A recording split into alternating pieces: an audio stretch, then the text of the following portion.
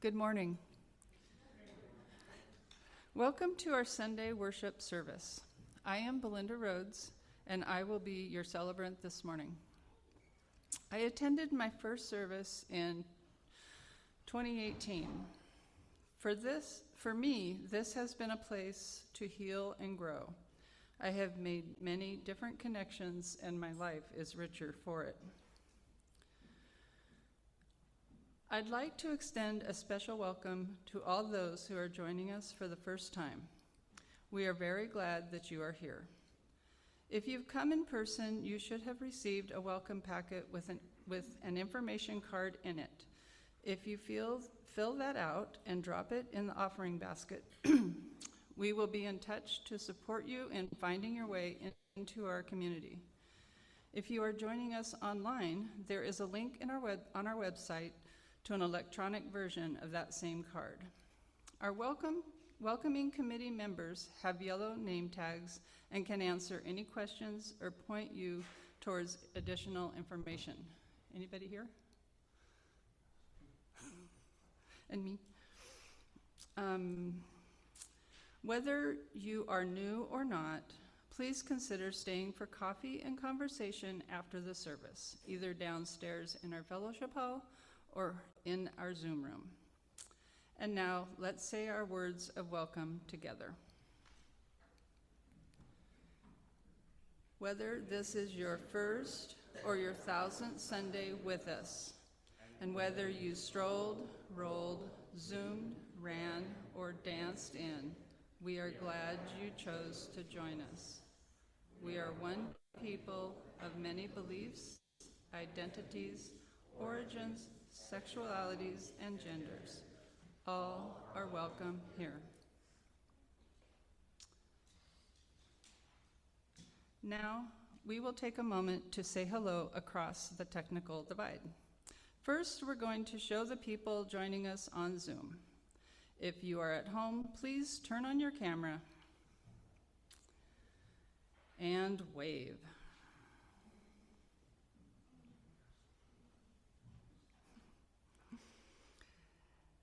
Now, people who are attending the service in our building, it's your turn to wave.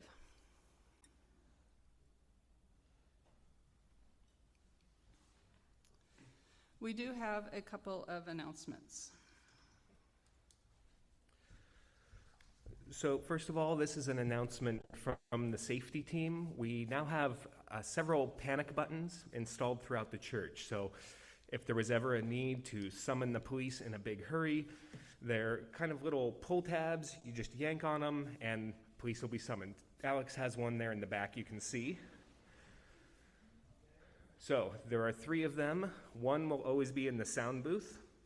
One will be in the spirit playroom closet. And then the third one is down in the fellowship hall over by the fire alarm by the basement entrance. Because I figured there's already an emergency pole there. So there's those 3, and it's just good for everyone to know about it. It's just like a fire alarm. Obviously, nobody should touch those if it's not an emergency, but we all do need to know that they're there and how to find them. Do you have a question, Archie? There's a button in the elevator also. What is that called? I wouldn't know.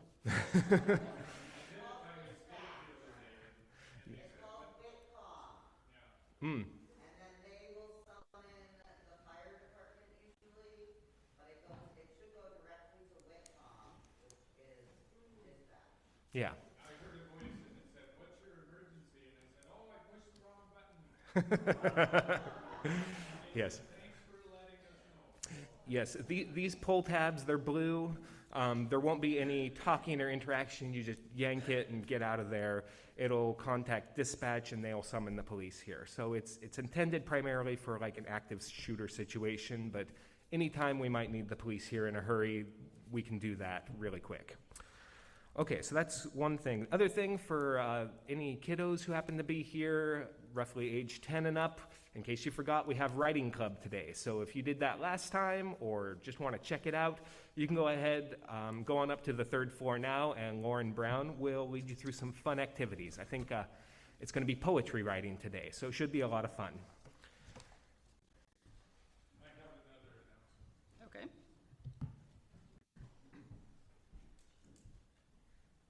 So as most of you know, and many attended our service auction Friday night, it was a success. We had a smaller crowd than some previous years.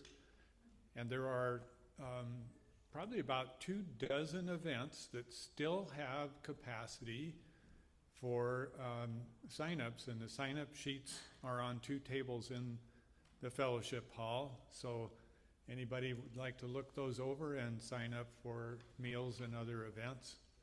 And there are also about 12 items that were purchased in the silent auction with people's names on them to be picked up in that vicinity also.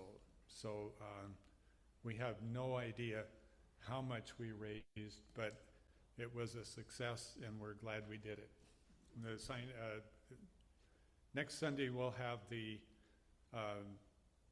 list of buyers and sellers and a total for you.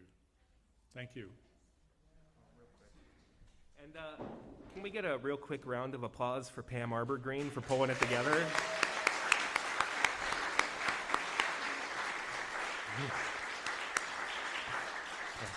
Thank you, Pam. You really went above and beyond. We appreciate it. Next Sunday, we will have a new membership ceremony. So if you are ready to join, please contact Reverend Elizabeth or Elizabeth Berlinger about joining. And any more announcements?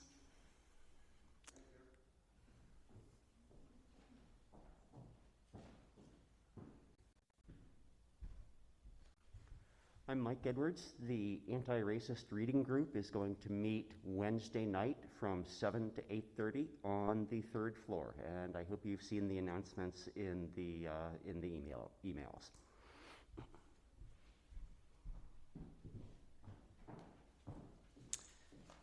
Here in the announcements.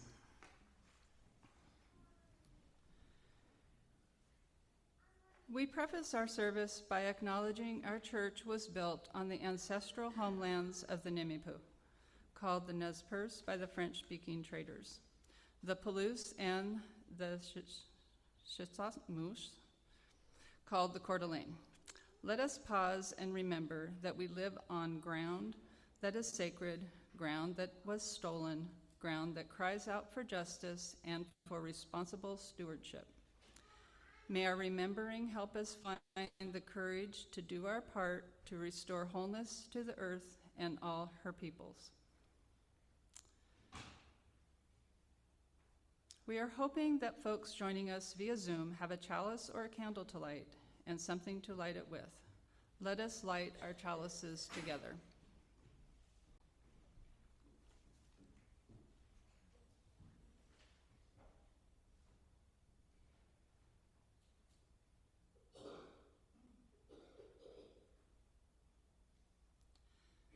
In the light of truth and the warmth of love, we gather to seek and seek to share.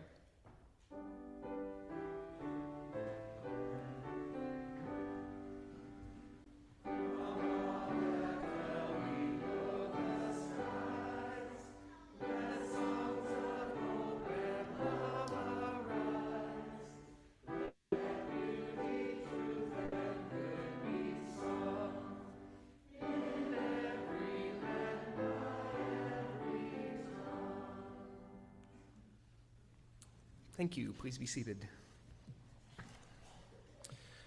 So we all know, not a ton that Unitarian Universalists all agree on.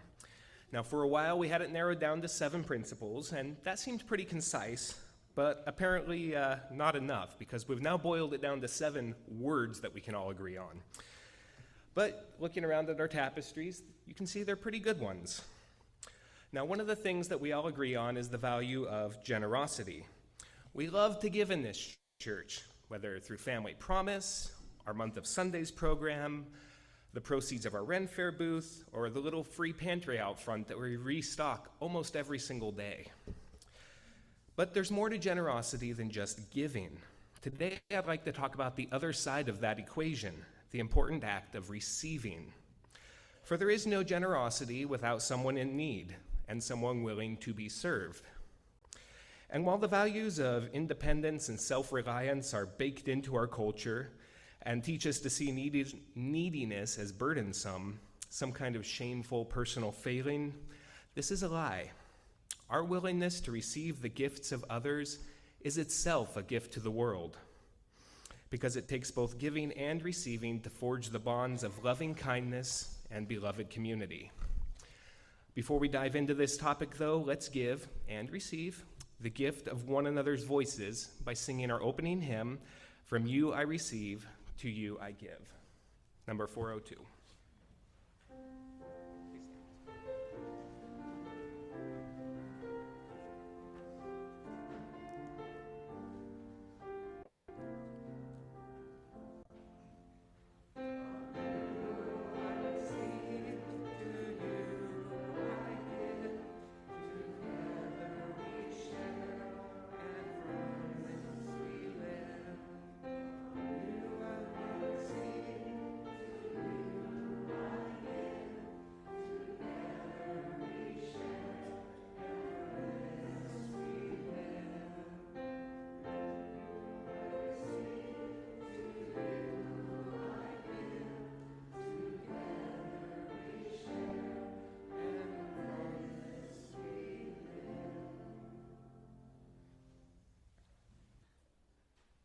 Now, let's take a moment to engage in the practice of generosity together.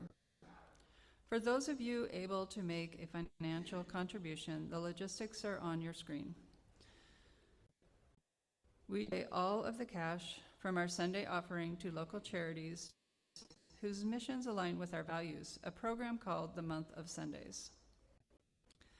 This month, the recipient is Weekend Food for Kids, a program established as a partnership between this congregation and St. Paul Church down the street. Every summer, the school district provides a free lunch to any families who need it. The program only runs Monday through Friday,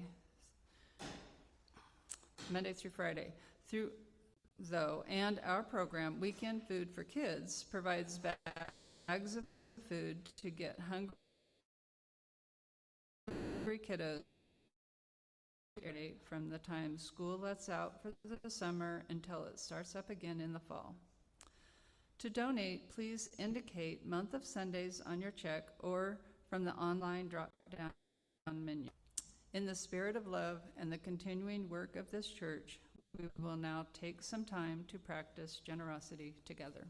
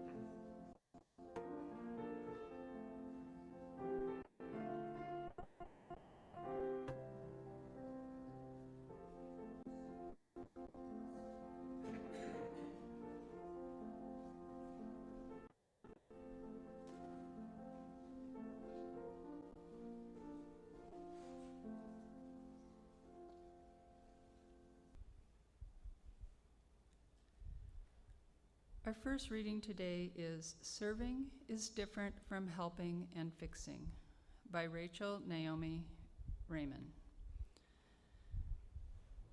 In recent years, the question, how can I help, has become meaningful to many people. But perhaps there is a deeper question we might consider. Perhaps the real question is not how can I help, but how can I serve? Serving is different from helping. Helping is based on inequality. It is not a relationship between equals. When you help, you use your own strength to help those of lesser strength. If I'm attentive to what's going on inside of me when I'm helping, I find that I'm always helping someone who's not as strong as I am, who is needier than I am. People feel this inequality. When we help, we may inadvertently take away from people more than we could ever give them. We may diminish their self-esteem, their self-worth, integrity, and wholeness. When I help, I am very aware of my own strength. But we don't serve with our strength. We serve with ourselves.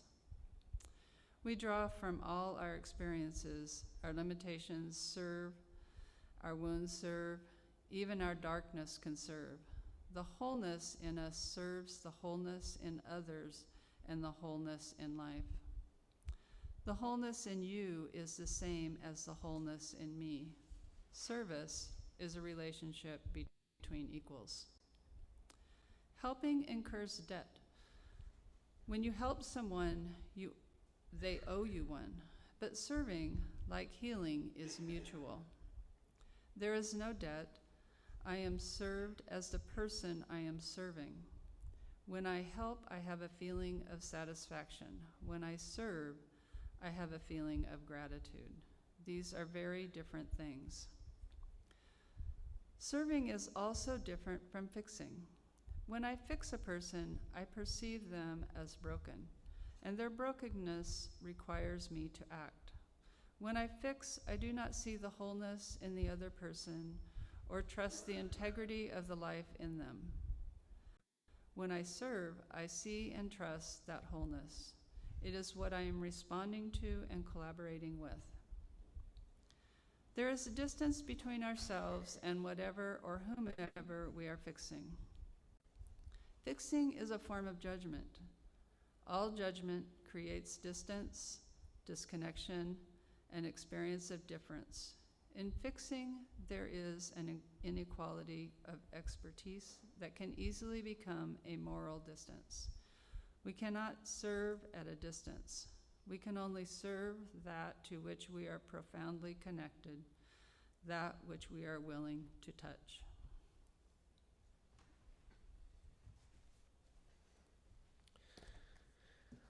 Our second reading this morning is by Khalil Gibran from the prophet, the chapter on giving. You often say, I would give, but only to the deserving. The trees in your orchard say not so, nor the flocks in your pasture. They give that they may live, for to withhold is to perish. Surely he who is worthy to receive his days and his nights is worthy of all else from you. And he who has deserved to drink from the ocean of life deserves to fill his cup from your little stream. And what desert greater shall there be than that which lies in the courage and the confidence, nay, the charity of receiving? And who are you that men should rend their bosom and unveil their pride, that you may see their worth naked and their pride unabashed? See first that you yourself deserve to be a giver and an instrument of giving. For in truth it is life that gives unto life, while you who deem yourself a giver are but a witness. And you receivers, and we are all receivers, assume no weight of gratitude, lest you lay a yoke upon yourself and upon him who gives. Rather rise together with the giver on his gifts as on wings. For to be over-mindful of your debt is to doubt his generosity, who has the free-hearted earth for mother and God for father. Now let us enjoy our gift of music for all that is our life.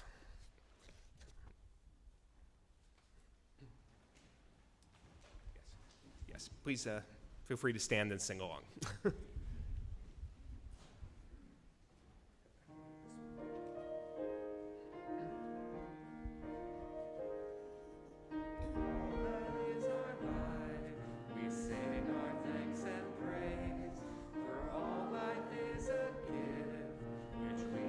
Called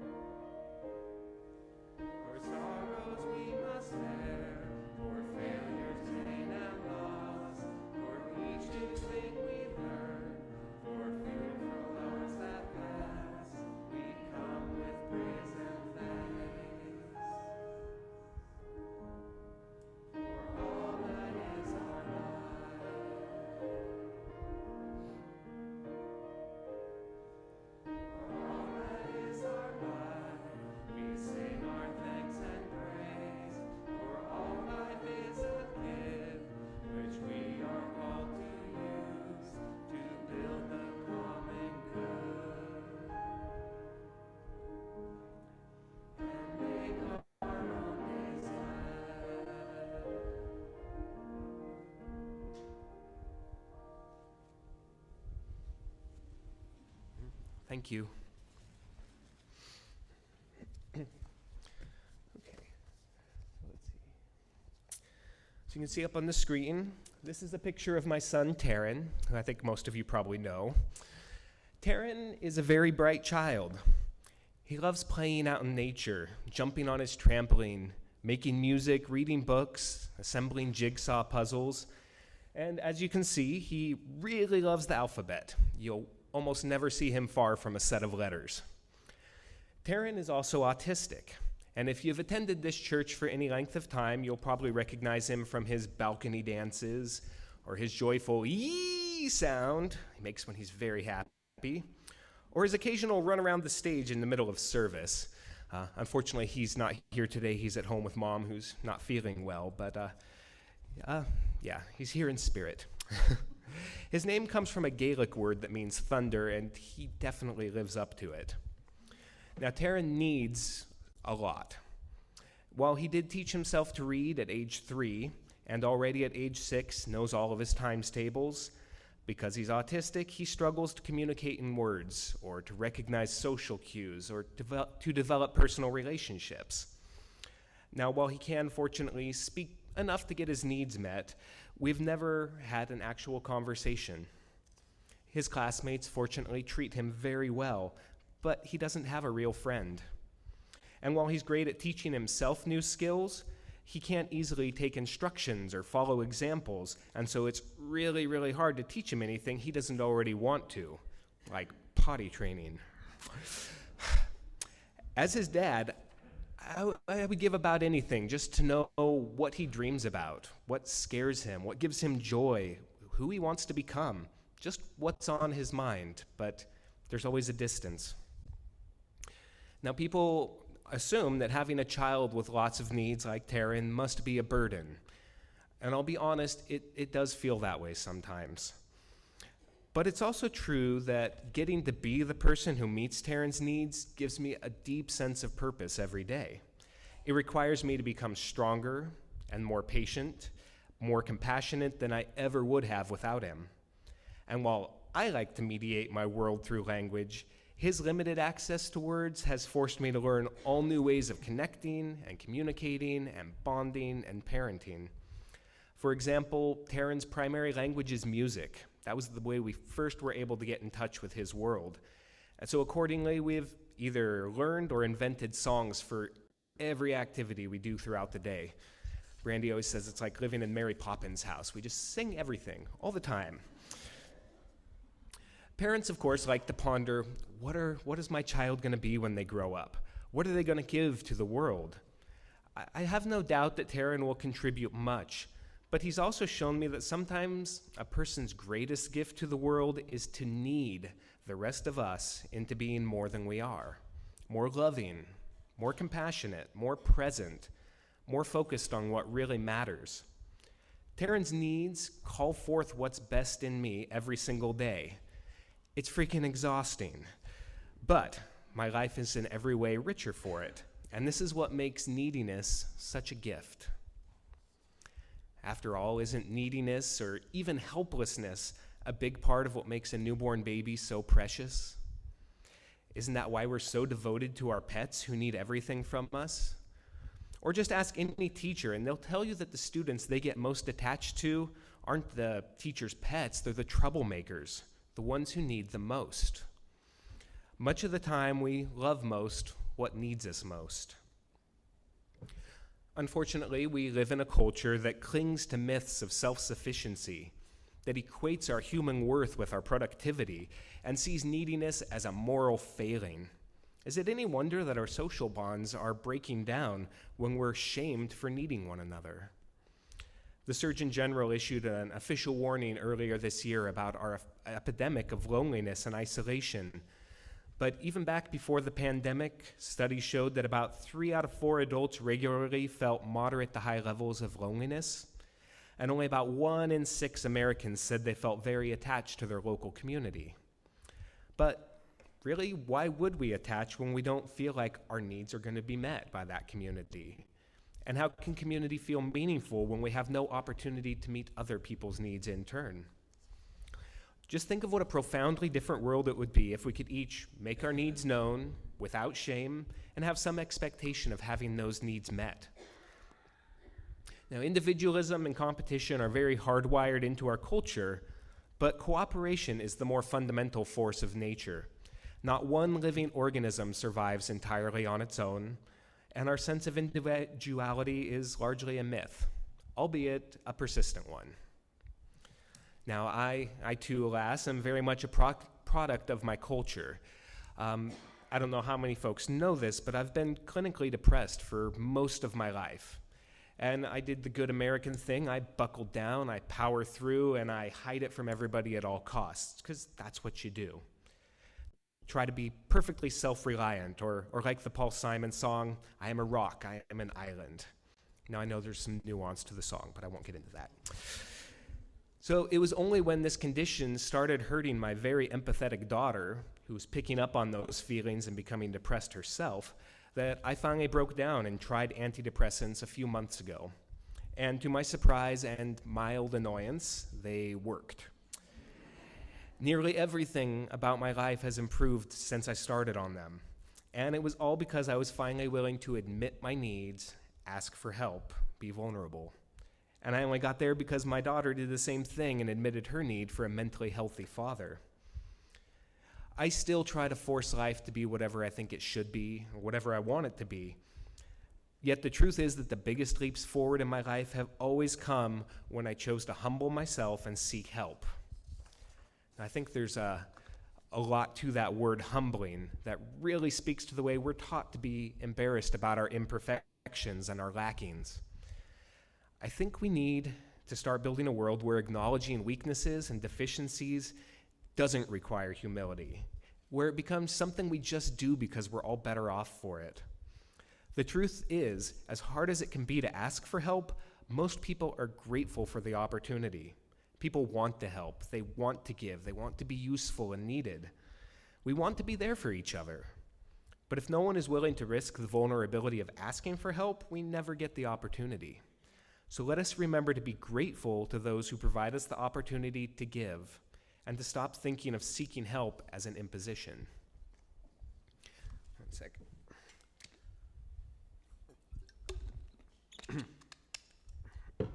Now, pre-Taryn, when my wife Brandy and I were still trying to conceive our second child, one of the most frequent pieces of advice that we received was, don't tell anyone you're pregnant for at least the first trimester, just in case. Apparently, in this culture, even if you lose a pregnancy, what you thought would become your child, it's still considered better to suffer alone and in silence than to cause others to endure the horrible discomfort of giving a damn. Brandy and I chose to ignore this advice when we finally got our positive test. After all, we had just joined this remarkable community of supportive and caring UUs. We couldn't wait to share our success by lighting one of those candles at joys and sorrows. Well, I'm sure you can see where this is going. A candle of joy, 6 weeks later, a candle of sorrow after the miscarriage. We delivered our news through tears and let our community know that as broken as we weren't afraid to talk about what had happened. And after the service, something kind of surprising happened. People lined up to speak with us, and we found numerous others in our community had also suffered miscarriage, but never felt like they had permission to talk about it, kept it to themselves. And again, as we shared this bad news with our friends and our family, we found so many people we'd known and loved for years had carried this same agonizing loss in secret, afraid to burden others with their pain. I love the saying that a joy shared is a joy doubled, a sorrow shared is a sorrow halved. By choosing to share our loss like we did, not only did we not have to face this crisis alone, thank God, we inadvertently provided a gift for others who until then were unable to share their own pain. As in our story at today's Time for All Ages, by sharing our needs, we helped create healing connection and community. Our pain became a gift. The sense that we should keep it to ourselves, that other people don't want to hear it, is unfortunately based in reality. In high school, I had a classmate who lost her father to suicide. She was openly crying just 2 weeks later at a school event, and I overheard two of our classmates saying, she's just doing it for attention. She's over it by now. Now, this kind of callous response, I think, is why we do hold back from being more open about our struggles. I don't mean to deny that reality. Rather, the need to change that reality is what I'm trying to get at. We shouldn't have to put up a front or keep a stiff upper lip. We should normalize just being there for each other.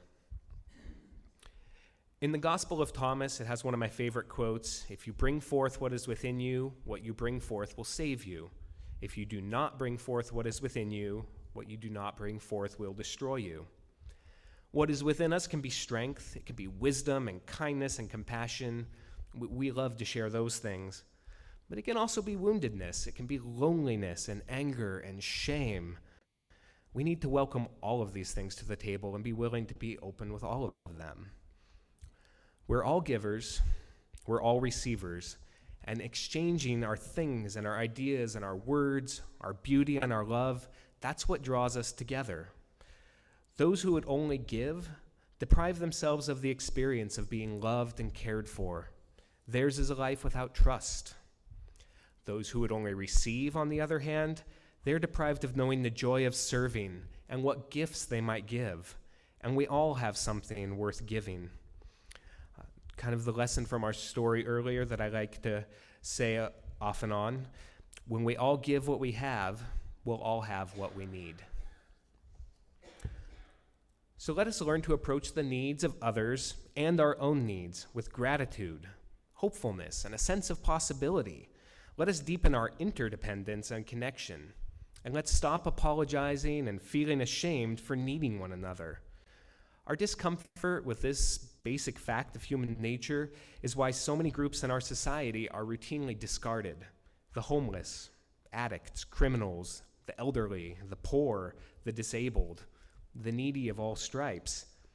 Imagine a world where these people's needs are seen not as threats to our comfort, but as opportunities for growth, for connection, for greater wholeness.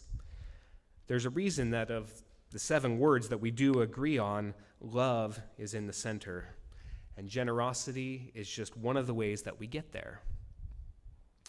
What we receive by giving and what we give by receiving are one and the same: purpose, connection, hope, bonds of community. These are what make neediness a gift to the world, and this is the true meaning of generosity. It's how we make one another whole. Now please join me in our closing hymn, "When I Am Frightened."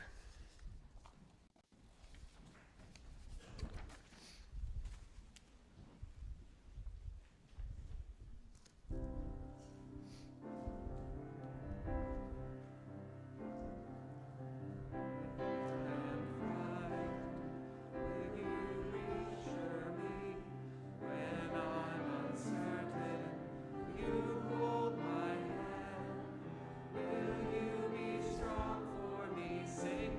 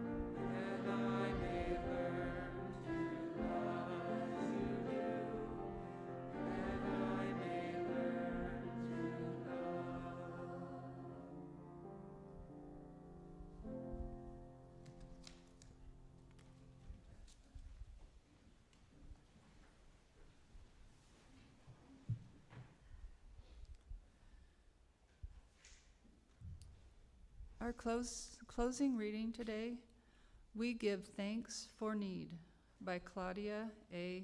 Ramish.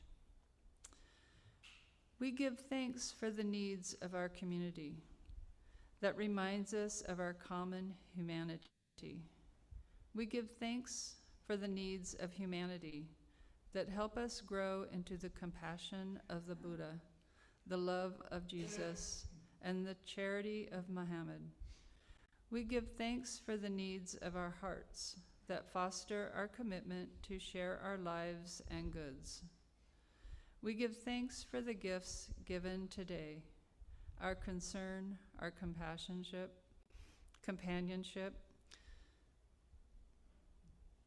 our material goods, that we serve a good greater than any we can accomplish on our own. May this offering be a blessing to friends and strangers, neighbors all.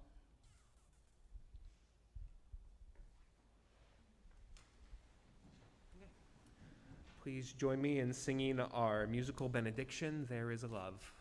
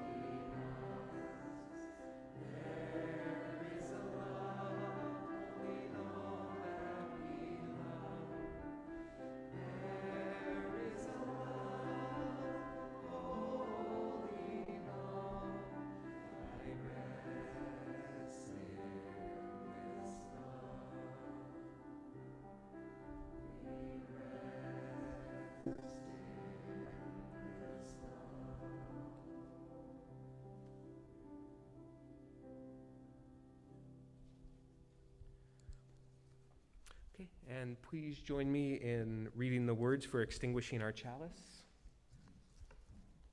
We extinguish this chalice that it might glow gently in our hearts. May it light our paths as we leave this place. May it guide our way until we are together again.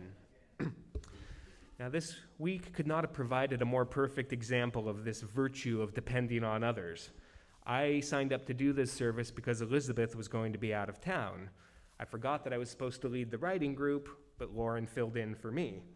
When I got COVID earlier this week, both Sam and Elizabeth were ready to pitch in and cover for me. Fortunately, I rallied, but then Ginger tested positive, and folks jumped in to cover for her. Then Sam tested positive, so that's why we get to enjoy John's company here today.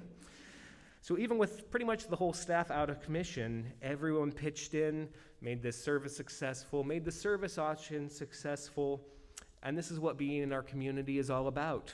Knowing we'll have help when we need it, and being able to give help when we have it. Thank you to each and every one of you for your constant generosity and for making this loving community with it. I hope you'll join us for coffee downstairs after the service, and I look forward to seeing you again next Sunday. Thank you, and go in peace.